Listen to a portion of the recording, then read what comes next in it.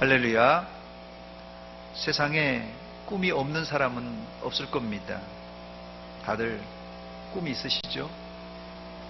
예, 아멘 하셨는데 전혀 반응이 없는 분들도 있습니다. 이 나이에 무슨 꿈, 이렇게 말씀하신 분이 계실 텐데요.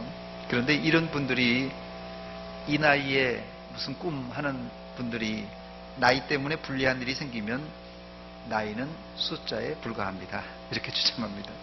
나이는 숫자에 불과한 것처럼 꿈꾸는 것은 나이와 상관이 없습니다.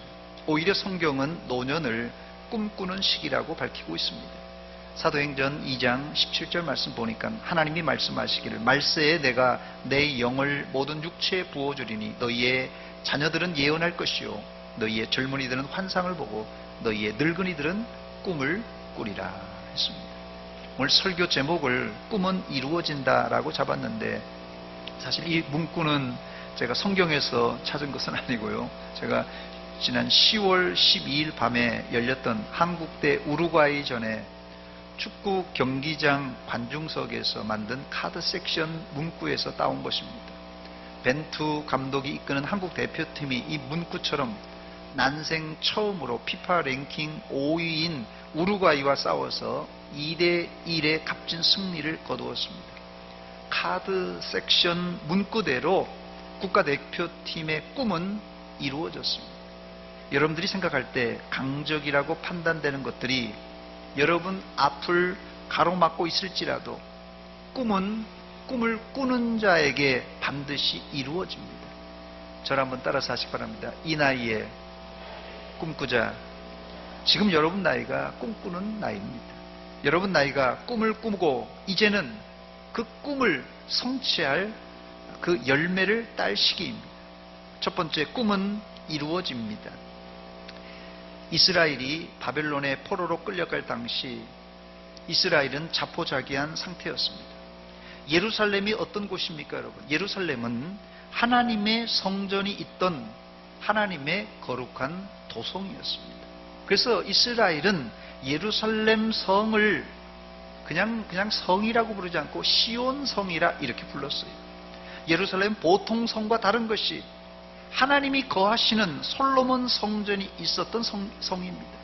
이 말은 무슨 말이냐면요, 하나님이 성전인 하나님의 집에 거하시고 또한 하나님께서 통치하신다는 의미가 그런 뜻이에요. 그런데 이 거룩한 성이 바벨론의 군대에 의해서 무참하게 짓밟히고 성전에 있었던 하나님의 집인 성전에 있었던 그 모든 기명들은 다 약탈해 갖고, 심지어는 그 기록에 보면은요, 이 성전이 금으로 이렇게 도색되어 있었는데 금까지도 다 이렇게 떼갔다는 그런 기록이 있습니다. 이스라엘 입장에서 보면 있을 수도 없는 일이 벌어진 것입니다. 이스라엘은 할 말을 잃었고 요즘 애들 말로 멘붕에 빠졌습니다. 결국 왕을 비롯한 모든 대신들과 바벨론 백성들이 바벨론으로 끌려갔습니다. 그런데 이스라엘이 바벨론 포로 생활을 1년, 2년 하면서 비록 포로 생활이었지만 이 바벨론의 포로 정책이 이 다른 제국하고 좀 다르게 약간은 그 비교적 자유가 보장되어 있었고 또 주거나 여러 가지를 자유를 많이 주었던 그런 형태였어요. 그래서 이제 몇몇 유대인들은, 우리가 잘 알듯이 다니엘을 비롯한 몇몇 유대인들은 고급 관리에까지도 올라가서, 사실 다니엘은 총리까지 지냈습니다. 사실 여러분들 이게 쉬운 것 같지만은 식민지 지배하고 있는 식민지 나라의 그 사람을 등용해서 총리가 된다는 것을, 우리가 일제강점기에 한국 사람을 예를 들어서 총리로 세운다는 게 그게 상상이라도 할 수 있는 법입니까? 그만큼 바벨론의 포로 정책은 관용과 여러 가지 자유가 있었다는 뜻입니다. 이러면서 유대인 사회는 서서히 고국으로 돌아갈 꿈을 꾸기 시작했습니다. 그러나 이 꿈은 바로 이루어지지 않았습니다. 1세대가 지나가도 전혀 회복될 기미가 보이지 않았어요. 2세대가 다 지나갔지만 이루어지지 않았습니다. 그러나 꿈을 포기하지 않고 기다리고 준비한 이스라엘에게 70년 만에 기적의 포로 귀환이 일어났습니다. 도저히 회생 불가능한 이스라엘이 어떻게 이렇게 꿈같은 일이 벌어진 것입니까? 그 해답이 오늘 본문에 있는데 바로 하나님께서 이스라엘의 꿈을 이루셨습니다. 이스라엘의 꿈을 누가 이루셨다고요? 하나님께서 이루셨습니다. 본문 1절입니다. 여호와께서 시온의 포로를 돌려보내실 때 우리는 꿈꾸는 것 같았도다. 여호와께서 이스라엘의 최고의 꿈인 포로를 돌려보내셨습니다. 70년 만에 포로 기한이 일어나자 이스라엘 백성들은 모두 다 꿈꾸는 자 같았도다 이렇게 고백합니다. 이스라엘의 이 포로들을 돌려보내는 일은 행정적으로는 당시 고레스 왕의 칙령으로 이루어졌습니다. 그런데 이 고레스 왕의 배후에는 누가 계셨습니까? 하나님이 계셨습니다. 하나님이 고레스의 마음을 감동하셔서 이스라엘 포로를 귀환시키도록 했던 것입니다. 역대하 36장 22절 23절 보니까 바사의 고레스 왕 원년에 여호와께서 예레미야의 입으로 하신 말씀을 이루시려고 여호와께서 바사의 고레스 왕의 마음을 감동시키심에 그가 온 나라에 공포도 하고 조소도 내려 이르되 바사왕 고레스가 이같이 말하노니 하늘의 신 여호와께서 세상 만국을 내게 주셨고 나에게 명령하여 유다 예루살렘에 성전을 건축하라 하셨나니 너희 중에 그의 백성된 자는 다 올라갈지어다. 포로 귀환을 명한 것이에요. 너희 하나님 여호와께서 함께 하시기를 원하노라 하였더라. 그렇습니다. 꿈은 이스라엘이 꾸고 성취는 하나님이 하셨습니다. 그리고 그 꿈의 대행자는 이스라엘 사람도 아닌 이방 왕 고레스였어요. 좀 늦을지 몰라도 하나님 앞에 합당한 꿈은 반드시 이루어집니다. 누가 이루신다고요? 하나님이 이루십니다. 두 번째, 그렇다면 성경이 말하는 꿈을 꾸고 꿈을 이룬다는 뜻은 어떤 의미입니까? 본문 5절과 6절의 해답이 나와 있습니다. 같이 한번 우리 천천히 읽어보겠습니다. 5절과 6절입니다. 시작. 눈물을 흘리며 씨를 뿌리는 자는 기쁨으로 거두리로다. 울며 씨를 뿌리러 나가는 자는 반드시 기쁨으로 그 곡식단을 가지고 돌아오리로다. 아멘. 성경이 말하는 꿈을 꾸고 이룬다는 것은 하나님이 하시니까 단지 감나무 밑에서 우리는 감이 떨어지기만 바라고 입만 벌리고 누워있으라는 말이 아닙니다. 꿈을 이루기 위해서 인간들은 하나님께 기도도 해야 하지만 더불어 눈물로 씨를 뿌리고 곡식단을 거두어야만 한다는 사실입니다. 그렇습니다. 이스라엘은 바벨론 70년 포로 기간 동안 꿈만 꾸고 감나무 밑에서 입만 벌리는 몽상가들이 아니었습니다. 이스라엘 백성들은 바벨론 땅이었지만 그곳에서 하나님께 회개하며 포로 귀환을 기다렸습니다. 그들은 자신들의 선조들이 하나님의 말씀에 불순종했다는 사실을 깊이 깨닫고는 자신의 죄는 물론 자신의 조상들의 죄까지도 회개하며 자복했어요. 느헤미야의 기도를 한번 들어보시기 바랍니다. 느헤미야 1장 6절과 7절입니다. 이제 종이 주의 종들인 이스라엘 자손을 위하여 주야로 기도하며 하오며 우리 이스라엘 자손이 주께 범죄한 죄들을 자복하오니 주는 귀를 기울이시며 눈을 여시사 종의 기도를 들으시옵소서. 나와 내 아버지 집이 범죄하여 주를 향하여 크게 악을 행하여 주께서 주의 종 모세에게 명령하신 계명과 율례와 규례를 지키지 아니하였나이다. 이렇게 회개했는데 자신의 죄뿐만 아니라 조상들의 죄까지도 느헤미야가 회개하고 있습니다. 또 이스라엘은 회개와 동시에 학자들은 바벨론 땅에서 하나님의 율법인 구약 성경을 새롭게 정비하였고 그 말씀을 철저하게 따르려는 운동이 일어났습니다. 그 일에 에스라라는 학자가 제일 선두에 서서 앞장섰습니다. 에스라 7장 10절에 보니까 에스라가 여호와의 말씀을 연구하여 준행하며, 연구만 하는 것이 아니라 준행했다고 그랬어요. 연구하여 준행하며 율례와 규례를 이스라엘에게 가르치기로 결심하였습니다. 느헤미야와 에스라 두 사람의 예만 들었습니다마는 포로기에 이스라엘은 나라가 회복될 것을 꿈꾸며 꿈을 꾸는 동시에 눈물로 회개하고 또 회개하는 동시에 하나님의 말씀을 정비하고 우리가 다시 돌아가서 어떻게 나라를 세울 것인가에 대한 이 대안을 잘 준비했습니다. 그게 뭡니까?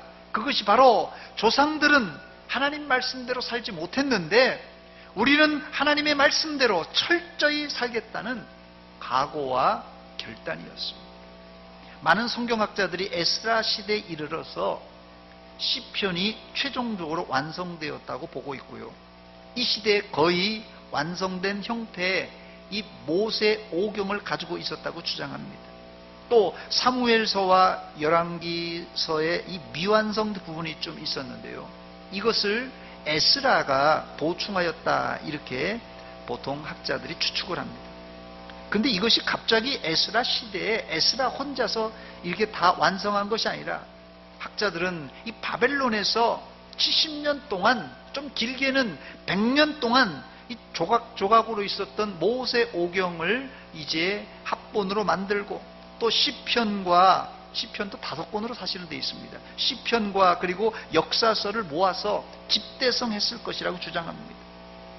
그래서 오늘날 우리 가지고 있는 구약의 형태를 바로 이 바벨론 포로기 이후에 돼서야 에스라 시대에 와서야 거의 이제 형태를 갖추었다 이렇게 생각합니다.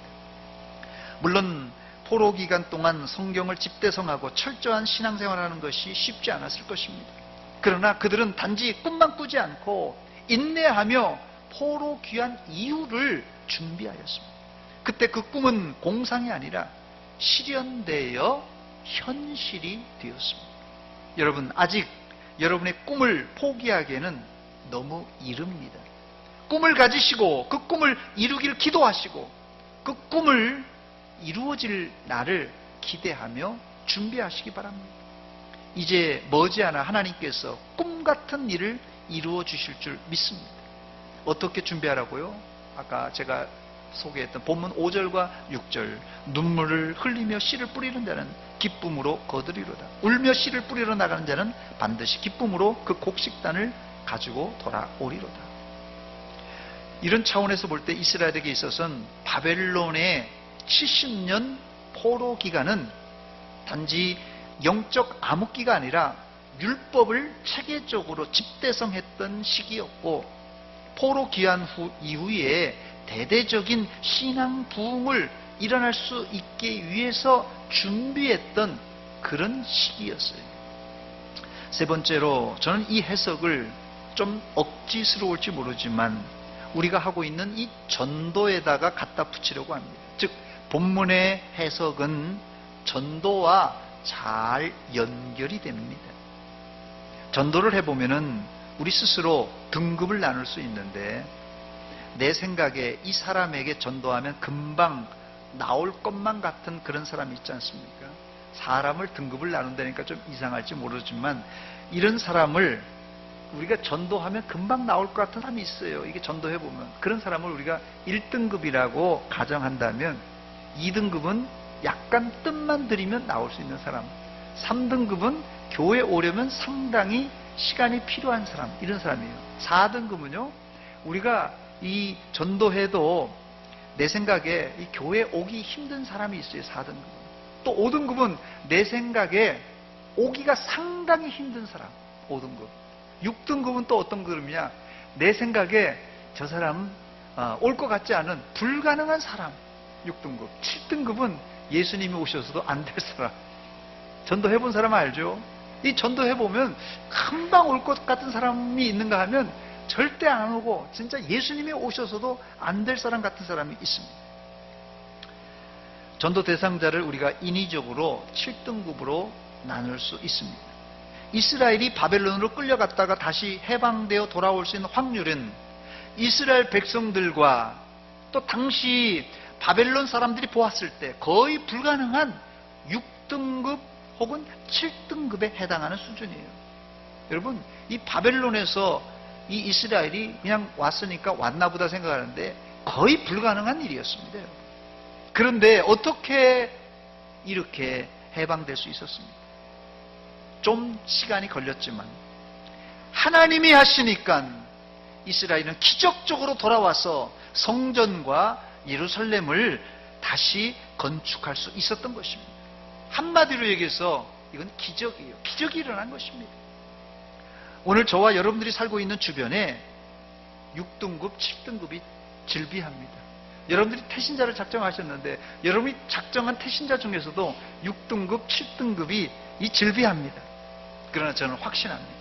내 판단에 6등급, 7등급으로 불가능한 사람일지라도 우리가 꿈을 꾸고 기도하고 기다릴 때 하나님의 시간에 하나님의 방법인 하나님이 손가락으로 한 번만 따딱만 하면 그들도 이스라엘 백성들처럼 회개하고 돌아올 줄 믿습니다. 네 번째, 불가능한 것 같은 꿈이 이루어질 때 슬픔과 좌절 가운데 살던 이스라엘에게는 기쁨과 찬송 그리고 믿음의 고백이 터져 나왔습니다. 시편 137편 1절에 보면은 이 시편 137편 1절인데요. 거기 보면은 이스라엘이 바벨론의 여러 강가에 거기 앉아서 시온을 기억하며 울었다 그랬어요. 바벨론의 강가에 앉아서 시온을 바라보며 눈물을 흘리며 울었다 그랬어요. 이게 70년 동안 이스라엘의 감정 상태예요.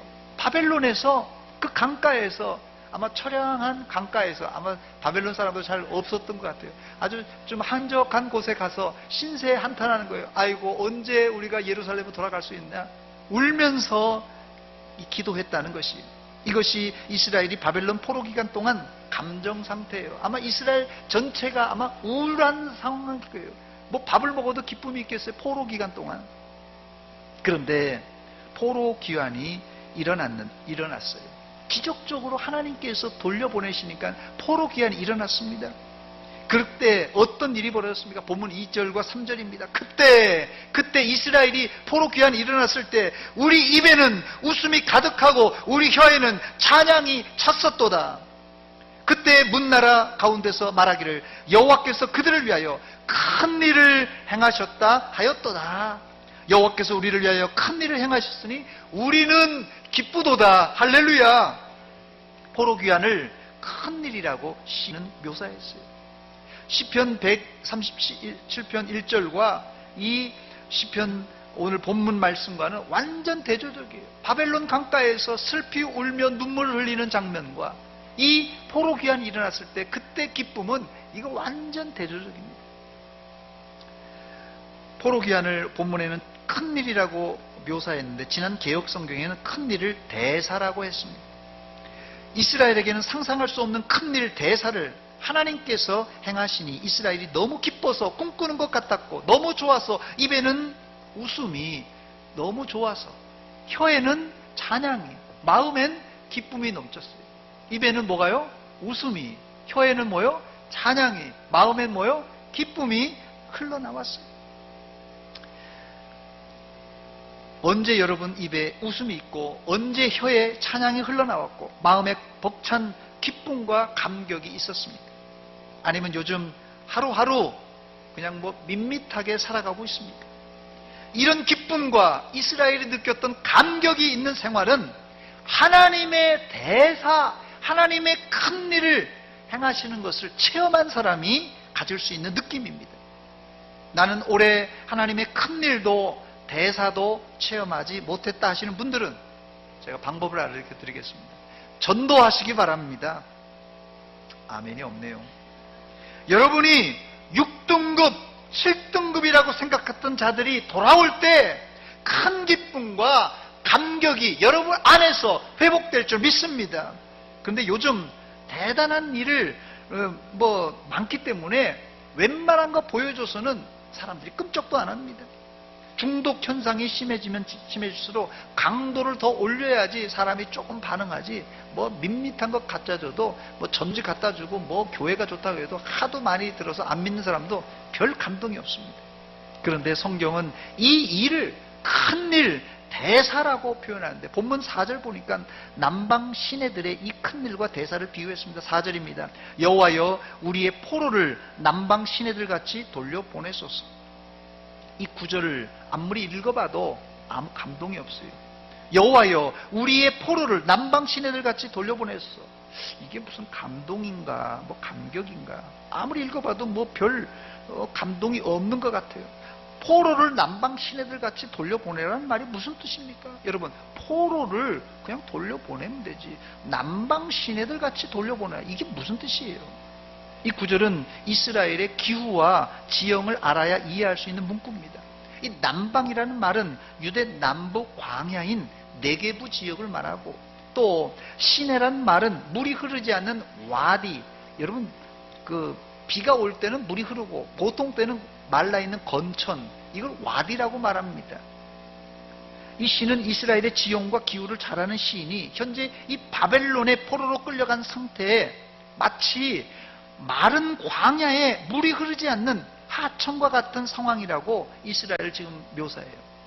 여러분, 강물이 흘러야지 강이지, 강인데 물이 안 흐르는데 무슨 강입니까 그게?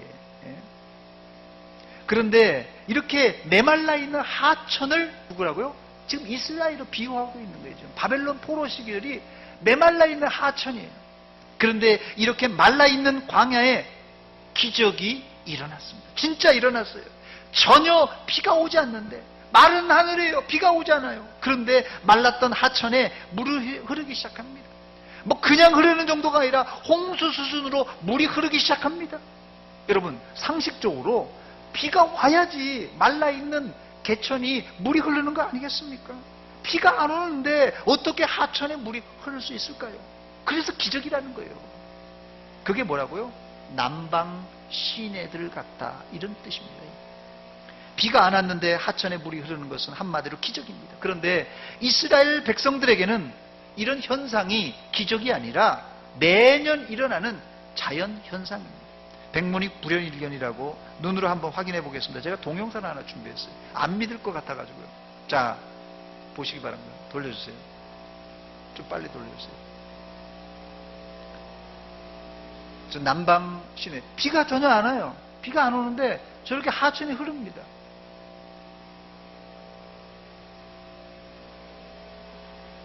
지금 하늘이 쨍쨍합니다. 비가 안 와. 근데 저런 현상이 매년 저 유다 남방 광야에는 일어납니다. 저렇게 폭포수 같은 물이 막 쏟아져요. 사람들이 저걸 보기 위해서 지금 구경하러 왔는데요. 예, 됐습니다. 이런 자연 현상을 잘 알고 있는 시인은 마른 땅같이 불가능한 상황이지만 하나님께서 손가락만 하시면 얼마든지 물이 흐르듯이 이스라엘도 다시 돌아올 소망을 꿈꾸었던 것입니다. 그게 오늘 본문 4절에 여호와여 우리의 포로를 저 말라있는 하천에 물이 콸콸콸 흐르듯이 남방 시내들 같이 돌려보내소서라는 구절의 뜻입니다. 혹시 여러분 중에 70년 동안 내가 꿈을 꾸었는데, 70년 동안 내가 꿈을 품고 있는데 아직도 이루어지지 않은 꿈이 있습니까? 시인처럼 용기를 내어 기도하시고, 그리고 그 일이 마치 이루어질 것 같이 철저히 준비하시기 바랍니다. 하나님이 더 늦기 전에 응답해 주실 줄 믿습니다. 저는 국가적으로는 남북 통일이 바로 이런 역사일 것 같다 저는 생각하고, 개인적으로는 6등급, 7등급 같은 사람들이 전도하여 돌아오는 일이 남방 시내들 같이 메마른 강이 회복되어 흐르는 것이라고 생각이 됩니다. 사실 남북 통일 이건 뭐 불가능하다고 생각하지 않아요. 또 내가 생각할 때는 저 사람 절대 예수 안 믿을 사람 같은 사람 있잖아요. 6등급, 7등급들이 특히 전도하는 것 중에 남편 전도, 가족 전도 제일 힘듭니다, 여러분. 그러나 화면에서 보셨듯이 하나님이 하시면 얼마든지 광야가 폭포수 같은 은혜로 충만하게 채워줄 줄 믿습니다. 이게 바로 본문 4절에 여호와여 우리의 포로를 남방 시내들 같이 돌려보내라는 이 19절의 의미입니다. 말씀을 마칩니다. 꿈은 우리가 꾸고 성취는 누가 하신다고요? 하나님이 하십니다. 뭐 바켓스에 물을 갖다 부어서 저렇게 물을 흐르게 하겠어요? 이스라엘 아무것도 하는 거 없지만 꿈만 꾸었어요. 남방 시내들 같이 돌려보내서서 하나님께서 부어주시니까 메마른 곳에 철철철 흘러나왔습니다. 이게 바로 본문 5절 6절처럼 눈물을 흘리며 씨를 뿌리는 자는 그렇게 할 때, 울며 씨를 뿌려야 할 때 기쁨으로 거두게 된다는 이런 하나님의 법칙입니다. 여러분, 이런 놀라운 역사를 보기 위해서는 첫째, 여러분들이 하나님의 큰 일을 보시려면 오래 사셔야 됩니다. 이스라엘은 70년 기다렸어요. 그래서 아주 어린 시절에 갔던, 포로로 갔던 사람들은, 2차, 3차 때 갔던 사람들은, 어린 시절에 그 예루살렘을 봤던 사람들은 다시 돌아와서 대성통곡했다는 그런 기록도 있습니다. 오래 사셔야 하나님의 대사, 큰 일을 볼 수 있습니다. 그 다음에는 꿈이 안 이루어졌을지라도 그 꿈을 놓치지 말고 계속 꾸어야 응답이 가능합니다. 꿈이 마치 꿈이 안 이루어졌지만 성취된 것처럼, 성취된 이후에 어떻게 할 것인가, 이스라엘은 철저하게 70년, 100년 동안 준비했습니다. 그리고 준비하고 기다려야지만이 꿈이 이루어진다는 것입니다.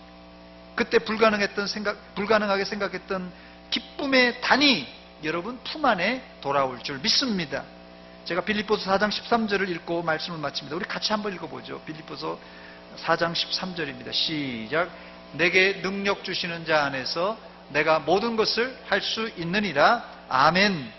이 말씀 붙들고 여러분 11월 4일 날 우리 미랄 추수잔치에 전도하여서 내가 생각할 때는 불가능한 6등급, 7등급의 전도 불가능한 사람들이 하나님께 돌아오는 큰 일, 대사를 이루는 주인공들이 되시기를 주의 이름으로 축원합니다.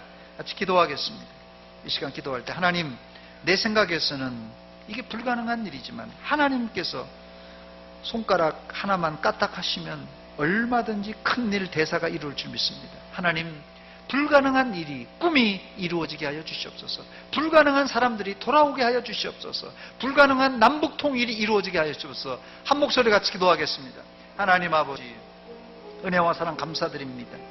이 아침에 저희들 예배의 자를 인도하신 하나님, 말씀으로 도전받게 하신 하나님 아버지, 남방 시내가 메말라 있고 하나님 소망이 없이 보이지만은 하나님이 손가락으로 까딱만 하시면은 하나님 메말른 시내가 콸콸콸 아버지 하나님 샘물 솟듯이 물이 흐르는 것을 보았습니다. 하나님 아버지, 메말라 있는 우리의 심령을 이 시간도 성령의 단비로 콸콸 아버지 솟게 하여 주시옵고, 우리 교회가, 우리 가정이, 우리의 삶의 주변이 하나님 메말라 있는 부분들 하나님 꿈꾸게 하여 주시옵소서.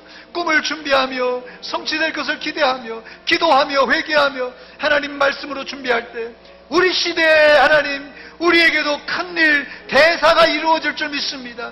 하나님 믿음으로 하나님 바라보게 하시고 믿음의 눈을 떠서 우리가 소망 가운데 전도하게 하시고 6등급, 7등급들이 하나님 앞에 돌아오는 역사가, 기적이 일어날 수 있도록 주여 도와주시옵소서. 하나님 기도합니다.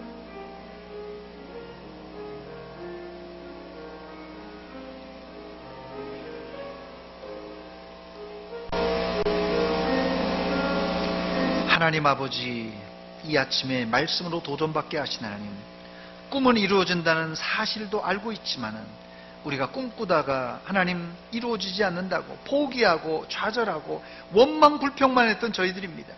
하나님의 능력을 바라보게 하시고 하나님께서 손가락 하나로 까딱만 하시면 6등급, 7등급이 돌아오며 남북이 통일되며 하나님의 불가능한 역사들이, 우리의 불가능한 역사들이 이루어질 줄 믿습니다. 하나님, 바벨론 포로가 귀환된 것처럼 70년 만에 이루어진 것처럼 우리의 수건 사업인 하나님 이 꿈이 이루어지게 하여 주시옵소서. 예수님의 이름으로 기도하옵나이다. 아멘.